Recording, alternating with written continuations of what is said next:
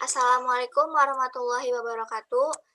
Kami dari kelompok 9 yang beranggotakan saya sendiri, Evi Puspita Denisa, NIM 621141907, bersama Devita Pramudi Yulia Astuti, NIM 621141908. Di sini kami akan mempresentasikan tentang aklimatisasi dalam olahraga. Yang pertama, saya akan menjelaskan tentang pengertian aklimatisasi. Aklimatisasi merupakan upaya penyesuaian fisiologis atau adaptasi dari suatu organisme terhadap suatu lingkungan baru yang akan dimasukinya. Hal ini didasarkan pada kemampuan organisme untuk dapat mengatur morfologi, perilaku, dan jalur metabolisme biokimia di dalam tubuhnya untuk menyesuaikan dengan lingkungannya. Beberapa kondisi yang pada umumnya disesuaikan adalah suhu lingkungan, derajat keasaman atau pH, dan kadar oksigen. Proses penyesuaian ini berlangsung dalam waktu yang cukup bervariasi, tergantung dari jauhnya perbedaan kondisi antara lingkungan baru yang akan dihadapi, dapat berlangsung selama beberapa hari hingga beberapa minggu.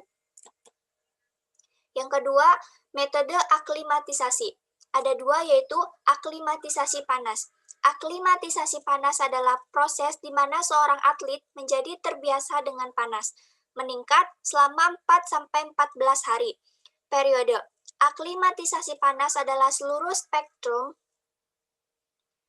pelatihan panas, termasuk periode aklimatisasi awal serta jangka waktu yang mengarah ke kompetisi di mana praktik-praktik panas pelatihan akan dipekerjakan. Dan yang kedua, aklimatisasi ketinggian. Ketinggian aklimatisasi atau pelatihan ketinggian membantu tubuh atlet untuk lebih memanfaatkan oksigen sebagai atlet dalam olahraga, di mana sistem anaerobik tubuh adalah fokus terhadap pelari dan atlet tim olahraga. Yang ketiga, hubungan aklimatisasi panas dengan olahraga. Semua pengaturan dalam tubuh manusia menggunakan umpan baik negatif, dalam arti jika naik akan diturunkan dan jika turun dinaikkan. Satu-satunya pengaturan dengan umpan balik positif hanya tekanan darah. Suhu tubuh akan diatur dengan umpan balik negatif. Ketika berolahraga, efektivitas penggunaan energi maksimal 37%. Oleh karena ini, lebih dari 63% energi akan menjadi panas dan tidak akan lebih dari 37% yang dapat menjadi energi gerak. Sudah barang tentu jika latihan berjalan cukup lama akan memungkinkan kenaikan suhu yang berlebihan. Untuk menghindari hal tersebut, maka pembuluh-pembuluh darah tepi akan melebar. Pori-pori kulit juga melebar agar dapat keluar banyak keringat. Yang ketiga, faktor-faktor yang mempengaruhi kemampuan aklimatisasi terhadap panas. Yang pertama, usia. Usia suatu studi yang melakukan pengontrolan terhadap beberapa faktor seperti komposisi dan ukuran tubuh, tingkatan kebugaran aerobik, derajat kemampuan pengaturan suhu, atau kemampuan untuk menyesuaikan pada iklim aklimatisasi. Akan tetapi, atlet yang lebih tua tidak dapat secara efektif mampu melakukan pemulihan dan dehidrasi. Dihubungkan dengan suatu kontrol mekanisme haus, membuat mereka cenderung lebih rentan terkena status hipopridesi kronis, sehingga menyebabkan kekurangan volume plasma dari kondisi optimal yang akan mempengaruhi kemampuan termoregulatori MAC dalam indera. Yang kedua, komposisi lemak tubuh. Panas yang dihasilkan oleh lemak lebih besar dibanding otot. Insulator lemak memperlambat hantaran panas melalui konduksi ke permukaan tubuh. Akhirnya, orang yang gemuk mempunyai rasio area permukaan yang lebih kecil untuk penguapan keringat dibandingkan dengan seorang yang lebih kecil atau kurus. Dan yang terakhir, banyaknya kelenjar keringat. Kelenjar keringat merupakan salah satu media tubuh untuk mengeluarkan panas dari dalam ke lingkungan sekitarnya, selain melalui urin dan fase ekspirasi bernafas. Semakin banyak jumlah kelenjar keringat seseorang, semakin tinggi kemampuannya melepaskan panas tubuh untuk mempertahankan keseimbangan tubuh.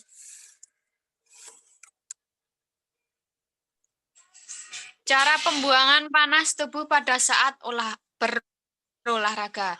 Tubuh kita melepaskan panas melalui beberapa cara, yaitu radiasi, konduksi, konveksi, dan evaporasi. Pada suhu kamar, ketika suhu tubuh kita lebih tinggi dibandingkan suhu ruangan, aliran panas dilepaskan keluar tubuh yang disebabkan oleh gradien suhu negatif. Pada suhu lingkungan yang panas atau saat kita berolahraga berat, evaporasi ini merupakan mekanisme yang paling dominan untuk mengeluarkan panas tubuh.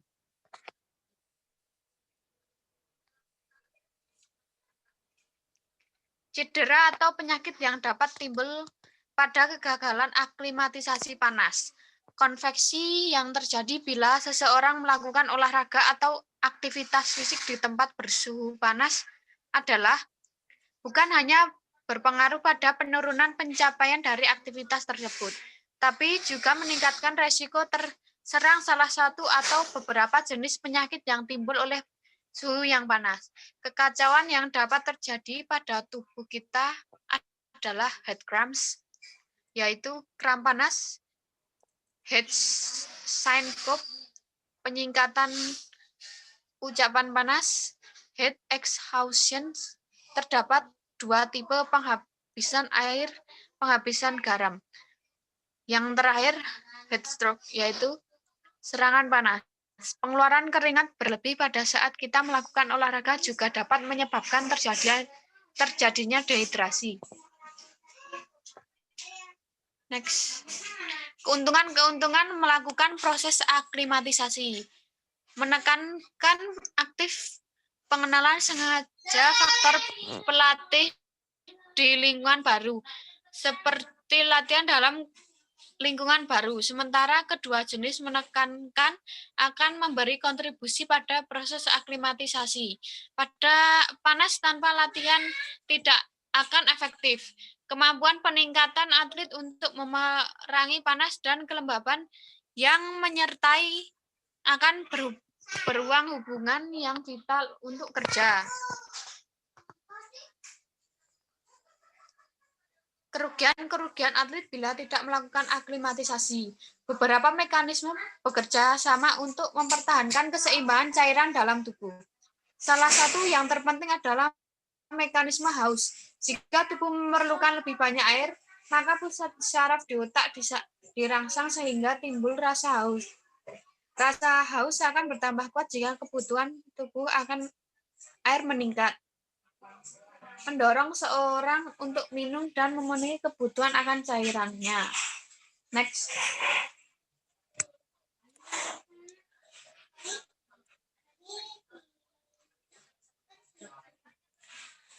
Kesimpulan pada PPT ini yaitu kemampuan seseorang untuk beradaptasi terhadap lingkungan sekitarnya berbeda antara satu dan lainnya.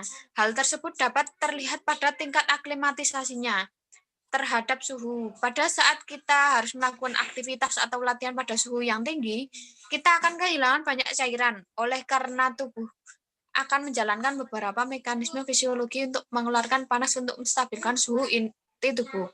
Dengan tetap memperhatikan dan menjalankan usaha-usaha tubuh untuk menggantikan cairan tubuh yang keluar dengan membawa serta mineral tubuh baik secara internal maupun didukung secara eksternal. Beberapa cedera yang dapat terjadi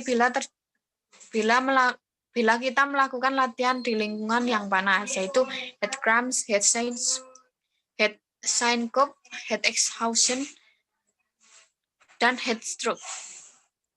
Sekian dari presentasi kami. Apabila ada salah kata, mohon dimaafkan.